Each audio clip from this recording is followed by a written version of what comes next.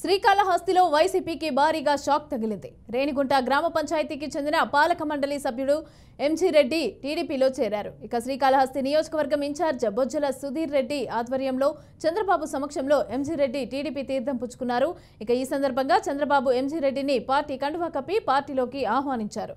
MG Reddy నేతృత్వంలో రేణిగుంట పట్టణానికి చెందిన 100 మందికి పైగా వైసీపీ నేతలు అలాగే కార్యకర్తలు ఆ పార్టీని వీడి టీడీపీలో చేరారు. ఈ సందర్భంగా కార్యకర్తలను ఉద్దేశించి చంద్రబాబు కీలక వ్యాఖ్యలు చేశారు.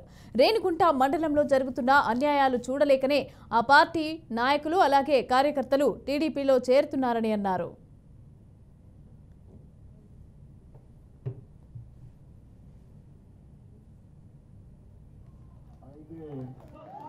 మెజారిటీ వస్తుందని మేము ఇంట్లో పడుకుంటే మాత్రం ఇబ్బంది వస్తుంది.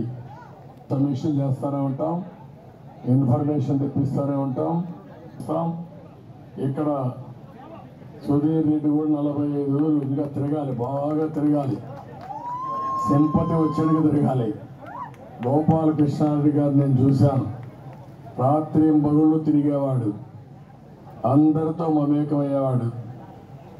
ఈ జనరేషన్లో కొంచెం డైల్యూషన్ ఉంటుంది కానీ ఇప్పుడు దాన్ని టైటన్ చేసుకుంటూ ముందుకు పోవాలి. ఫ్యామిలీ కూడా బాగా కష్టపడుతున్నారు. వాళ్ళిద్దరిని కూడా మనస్ఫూర్తిగా కార్యకర్తలు నాయకులు మీ బాధ్యత అతి పెద్ద మెజార్టీతో మీరు గెలిపించాలి. ఆ తర్వాత నేను అన్ని విషయాలు ఏం కావాలో చేయడానికి సిద్ధంగా ఉన్నాం. కాళహస్తి మీద నా ప్రత్యేకమైన శ్రద్ధ ఉంటుంది.